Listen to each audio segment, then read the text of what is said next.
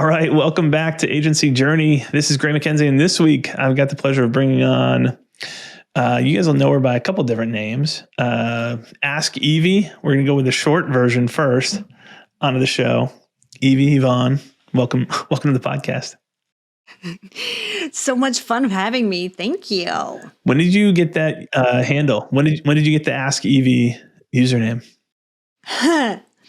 So there's a funny story behind that, how that business name actually came about and therefore the username. I'm one to always wanting to know the answer, right?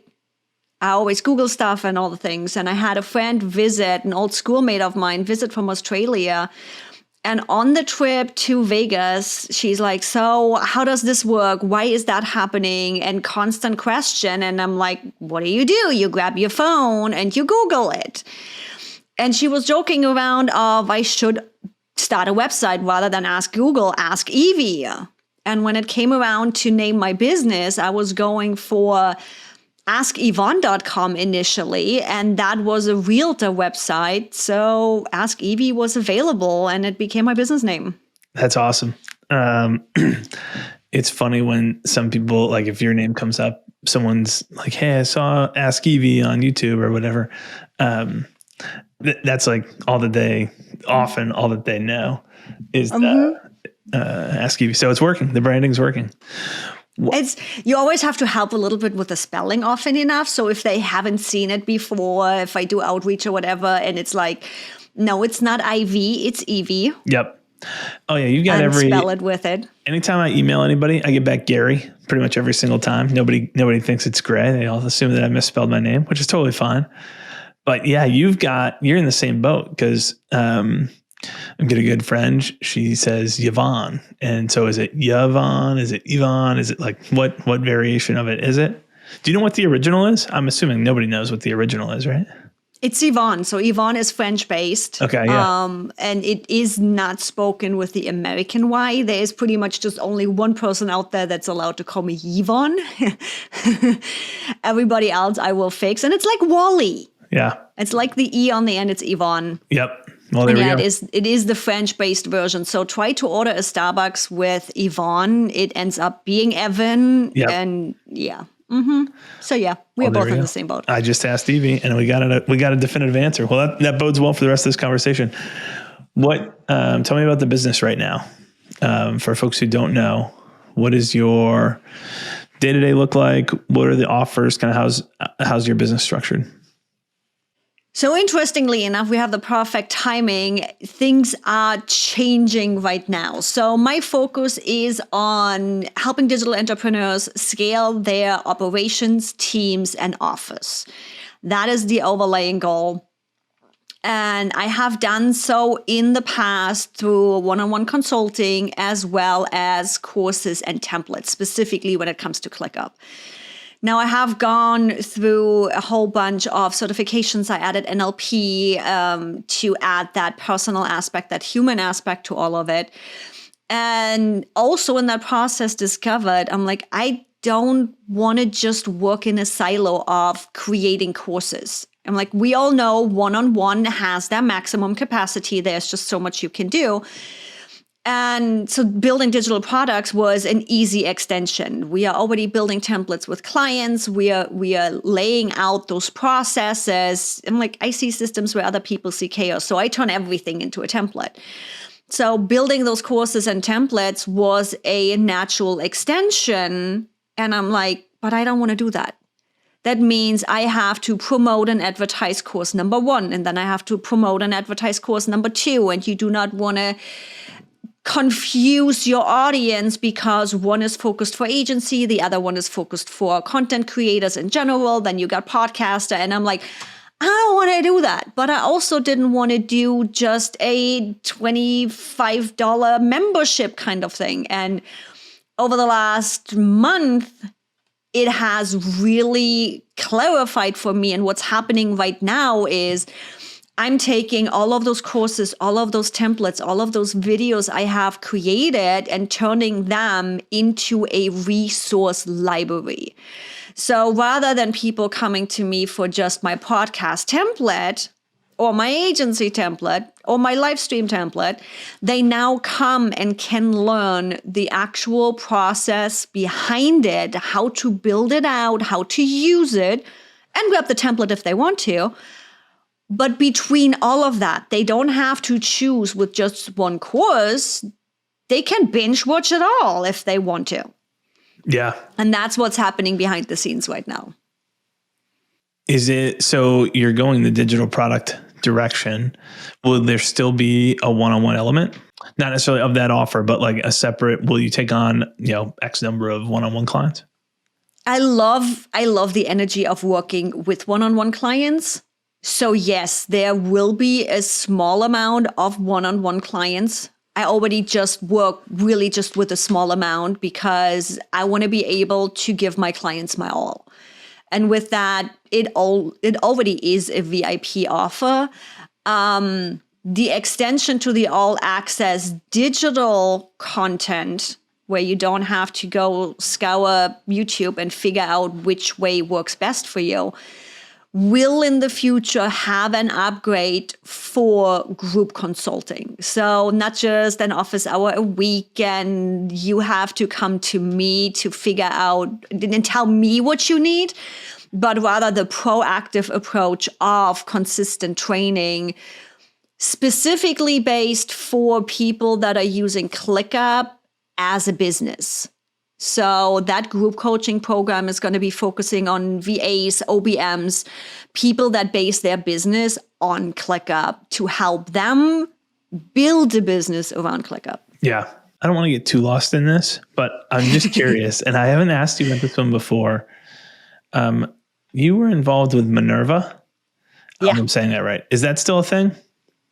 So Minerva has pivoted a little bit. So as a startup, you know how that goes. Minerva is an interactive how-to tool. That's what I call it. So for everybody listening, what Minerva does is taking screenshots and having that little purple gizmo on your screen that tells you or your team how you do things and walks you through that. Now, Minerva has pivoted from a user base. So like you teaching your agency clients where to click on ClickUp to make something happen, to more of a corporate style integrated solution. So yes, they're still around. They have simply pivoted in their startup approach to be that corporate solution rather than the end user. Yeah, that makes sense. One of the ways that, well, actually, we're going to go two different places here. We're going to go to your background first. Then I've got a question about the YouTube side of things. Tell me a little bit of the Evie story. Cause you've done a bunch of different stuff, which is cool, before kind of becoming, at least in my part of the world, like becoming hey, here's Evie, one of the faces of ClickUp on YouTube. Pretty much what got me here is just following the yellow brick road. I'm like, what Gray is referring to is I've been doing hospitality since I was 16. I actually went to electrician school and did the whole I'm becoming an electrician thing. Moved to the States from Germany in 2007, went back into hospitality because it's the easiest. And then with my late husband, that is where Ask Evie started to become what it is today. I filled that need for his clients of initially social media marketing and realized really fast written content is not my thing. Went into more of the systems and tools behind it, taught myself web design, got pretty darn good at WordPress web design, but we all know how that goes. The cousin of a mother, of a brother, of a father knows how to do that. Lost the interest on that simply because clients didn't seem to have quite the appreciation for all the work that I put in to do this right.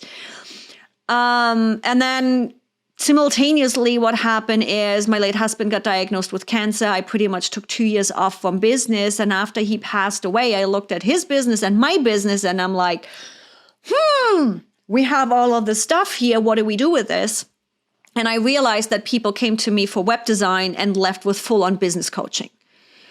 And that's when Ask Evie started to become what it is today. And yeah, pretty much in the first year of ClickUp, I was annoyed with Asana because you have to have 5 assignees in there. You have to have 5 seats in there. I'm like, no, I don't.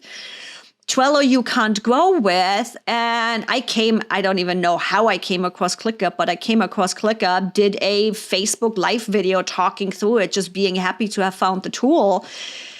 And yeah, then became ClickUp Startup Evangelist, the first one to talk on YouTube about ClickUp. And the rest is history. Here we are. Yeah. That's wild. Why is that just like the Facebook Live hit and then you did YouTube and there was some traction? Like, was it intentional going down the YouTube road, or was that like, this just happened and now? It literally just happened. This video still exists on my YouTube channel. The quality is horrendous. It was back in the day, I don't think it was even an HD, just Logitech webcam back in that day. And I literally just went online, hit the damn button and talked about why I like it. I don't know, let's just download it from Facebook and upload it to YouTube. And okay, this is a thing. And I kept digging into what ClickUp can do. I'm like, do you remember 1.0 version? Oh, that has been a while. And I just went down the road of figuring things out and sharing the process and how to do things. And it just happened. And it's happened. Pretty much like everything in my life. It just happened. You just follow the yellow brick road. Your audience is going to tell you what they want. How's that strategy evolved now, like today? What is the YouTube strategy? How much, like, this is an area that I think we should be doing more on is we do these webinars and stuff. None of it makes its way back to YouTube. We've, other than putting this podcast out on YouTube, like there's not a whole lot of other YouTube content, and there should be a lot more YouTube content, but you've got a cool playbook and ours obviously be really focused around the agency side, where yours historically has been largely focused around the ClickUp side. Well, what is that? Like, how far in advance are you planning? What are the things that you're looking for? How do you figure out, hey, I want to do a video on this or that promotion? What's the strategy? I should have a better strategy together probably than I have. It's a combination of things. I have things that I do want to talk about. I have things where questions come up over and over and over again. So that was pretty much also my beginning strategy, where it was like, I don't want to explain this to my client again. Just turn it into a YouTube video. So specifically for people that are starting out on YouTube, we use the 10 by 10 formula. 10 questions your clients always ask, 10 questions they actually should be asking. And right then and there, you already have 20 videos done. My approach right now is actually shifting. I have worked closely with Daniel Batal on shifting the approach. The YouTube is overrun with ClickUp.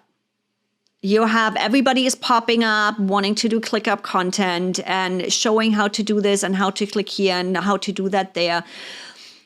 Don't get me wrong, there is a need for that. There is a need for specific niches. How do you use this? How do you approach this specifically in ClickUp? But when something hits that level of everybody is talking about it, that's when I start getting tired of doing the standard how-to content. So we have started playing around and testing to reach the market that needs ClickUp yet doesn't know yet they need ClickUp.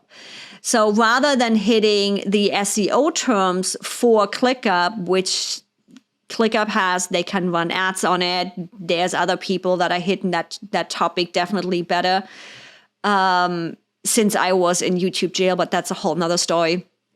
Where we are now focusing way more on the problem rather than the solution in getting the video out. We are still providing the solution, but we are targeting the people where they're at when they don't know yet what their solution is. Yeah. Yeah. Makes a lot of sense. Well, it was just way back when we were building marketing game plans at our agency.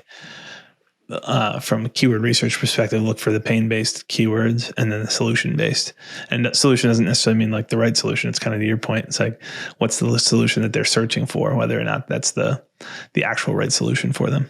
That makes a lot of sense. Yeah, and then we have a full process behind it. So because I am best on video and like turn on the camera, I will talk, I will not shut up if you don't tell me to stop. So this is the perfect medium for me. But not only that, I also do work with my clients to get comfortable on camera and be able to start here because it's the easiest to repurpose. It's the easiest to connect with your clients. So having your face on camera and talking, you can take this long form content. First of all, send it into Descript, get the transcription done. Do you go easy on your blog and you just do a little intro and then add the whole transcription? Are you taking that transcription and turning it into a full-on written blog post that is easy to read? Cool, awesome. Now you have the full-length YouTube video. You have your repurposing on the blog. So you're not just hitting YouTube SEO, you are also hitting your regular Google SEO, which YouTube does too. But you can link easier out from it. You are actually driving traffic back to your website. We all know the SEO advantages from that. You then take that transcription and turn it into short form social media posts. So you grab all of this knowledge bites out of it, turn it into social media posts, driving traffic back. We decided to drive traffic back to the blog, which has the YouTube video embedded. So we are generating views too. Yeah, there's a whole process behind that. Other than I would imagine, I'm not sure, YouTube's your number one client acquisition channel, and I would imagine referrals are up there too. Outside of that, are there any major channels? Like, is YouTube the bulk of your, if you were to turn your hours into dollars or think about it that way, like, is that the bulk of your investment is on YouTube? Bulk of the investment is going to YouTube. Interestingly, it's not the main acquisition tool, but it's the proof of concept. So yes, most of my clients have seen the YouTube channel and have made a decision based on that, but they might actually not necessarily come straight from YouTube. They often enough, they'll cool, they saw a video of mine, scroll, they're going on with their life, and I'm like, ooh, I got an issue. So they're Googling ClickUp consultant. They often end up on the ClickUp consultant, the vetted consultant page, recognize my face because of the YouTube channel, come through there. And then when I ask them, it's like, oh yeah, I saw you on YouTube, even though they came through the vetted consultant channel. Are you telling me it's advantageous to be in one of the top spots on the consultants page? Honestly, not necessarily. So it has changed. I'm like, we've been in the vetted consultant community. It's not like I'm constantly getting requests from there. So we had seen quite a few of spam go on and that kind of stuff. We all know how context form work. We all have it on every single website. There are people, when I talk with them, so when a client comes on, I always ask some standard questions. Some of them, what have you done before? Which tool are you coming from? Why didn't you like it? I'm pretty sure you're doing similar things to know how our client thinks and works. But I also often ask, so who else are you considering? Because, we work closely with each other where I send agency clients over to you. I want to know if they are potentially already talking to you, and people are scrolling through it. Is it of advantage to be up there because I already have the YouTube channel and people know my face? Yeah, because they are not going to go past 10 other vetted consultants before they recognize my face. But it's not a make or break. Yeah. Yep. Cool. I want to talk about the SOAR framework a little bit. Ask Evie. AskYVI.com/SOAR, SOAR is the URL. We'll make sure that's in the show notes too. But what is the SOAR framework? So the SOAR framework is pretty much the base of everything we do. SOAR stands for systemize, optimize, automate, review, and then rinse and repeat. And we do that in 3 different areas of your business. We do that for your programs, meaning what programs are you using? Let's systemize this. Let's optimize this by cleaning it out. How many dollars do you have spent on AppSumo for tools that are now just sitting around? So let's clean this out. Then what can we automate that? You know that just as much as I do. There is so much data happening in those tools. Are there ways where we can connect those tools, automate them, make things run smoother, and just save a ton of time in admin work? Cool. Let's automate that. Then we are going back and reviewing those programs. What has saved us time? What makes sense? What doesn't work? What works? And we start the process from the beginning again. We do the same with our processes. And I see systems where other people see chaos. Some people's heads start spinning the first time they jump on a call with me because I think big picture and then small picture and big picture again, and I see all of the dots connecting.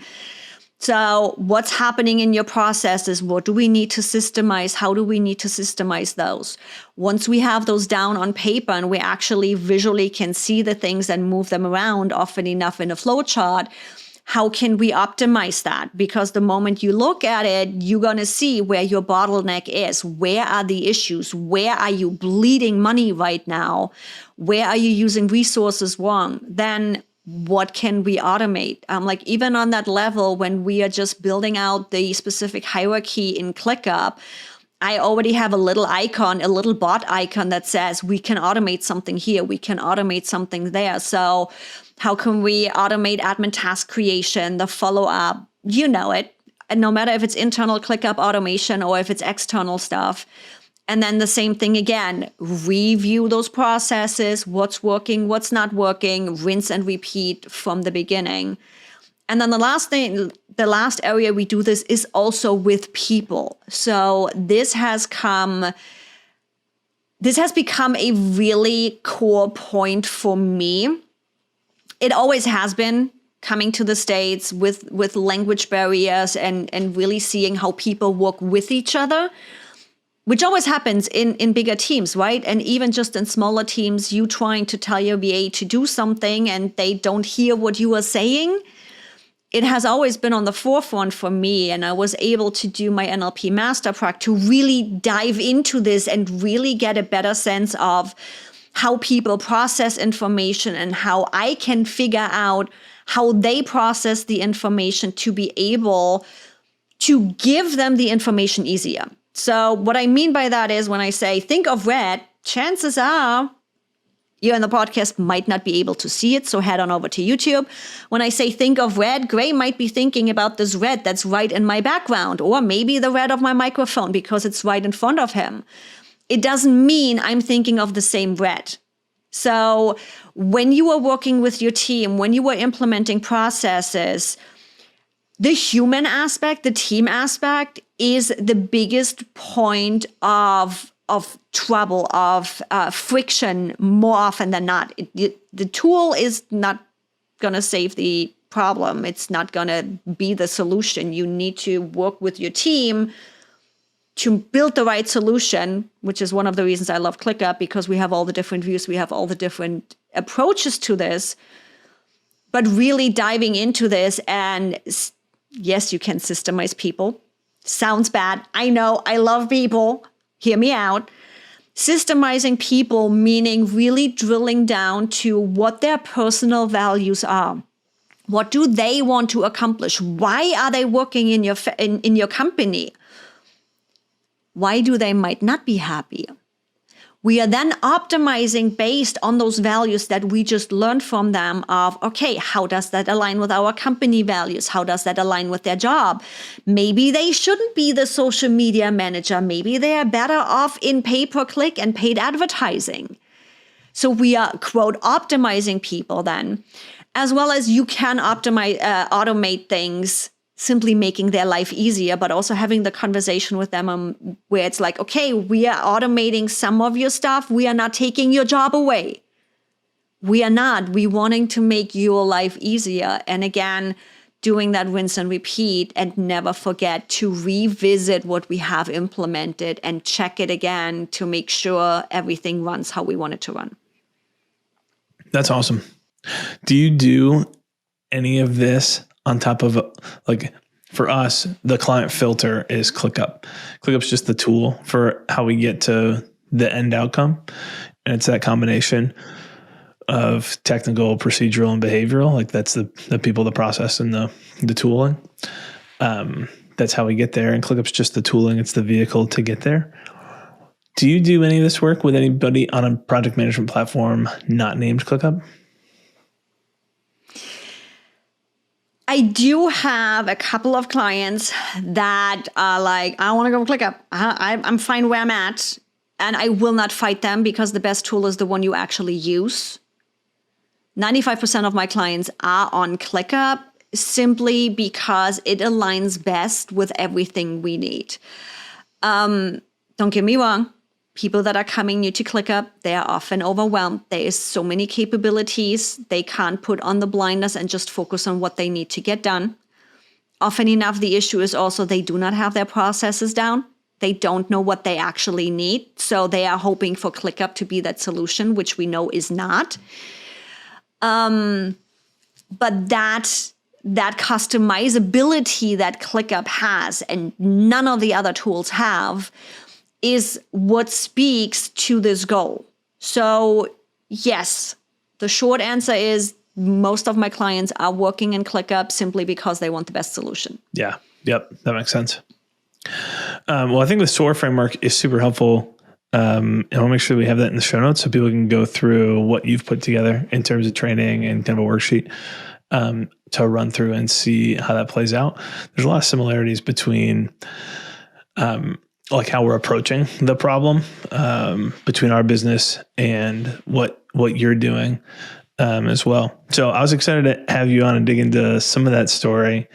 I don't know how often in a conversation, it's rare that I'm talking to someone and they say, hey, we're also talking to Evie, but that comes up from time to time. And you know what it's like when you're in this space for long enough, you kind of have a feeling from, if someone says, hey, we're talking to XYZ, you're like, oh, good. That's totally fine. Or, oh man, well, we'll probably, if you don't work with us now, like we'll probably talk to you again in 3 months and we'll clean this up at some point in time. It's that process is interesting to see, isn't it? Because when you get the list of, oh yeah, I'm talking to this person and that person and that person, and you are like, okay, so my brain then goes to what's your decision-making process? Is this client specifically looking for their best solution or their best price? Especially when you see the range with, more often than not, it's the same circle of vetted consultants that are being mentioned. So when it's the same kind of circle, I'm like, okay, you are going for your best solution, not necessarily your best price. And then sometimes you have a couple where it's like, oh, you are just trying to save a big buck here. Okay, I'll remember that. That'll get noted down because I know you're not going to go with me. I'm not the cheapest on the market, but I'll see you again. Yeah, it's interesting to have those conversations and just try to help people through the decision-making process of, often it's like, I don't know, I need my oil changed. Like, isn't all oil changes are the same, right? I think is how it's often thought of. It's like, not exactly. Like, and also this isn't, if it's a simple oil change, like maybe that's one thing. 90% of the time, it's not a simple oil change. So, it's just, there's some funny conversations that happen there sometimes, but, anyways, it's been great to be in the ecosystem together and be able to point folks back and forth, folks who are a better fit for you, folks who are a better fit for us. So I appreciate you coming on and being willing to share here. We already mentioned your username, but for people who want to follow you, other than the website, askevie.com, anywhere else that we should point people? LinkedIn is where I'm mostly active right now. Facebook has kind of become, sounds bad, my dumping ground for content. So you will see my content there. But yeah, where the real business conversation is happening, that's LinkedIn. That's where I really connect with people. And if you want to have a behind the scenes, Instagram stories, always a good laugh. There you go. That's awesome. Well, great. Well, thanks for coming on today, Evie. This was a blast. Thanks so much for having me.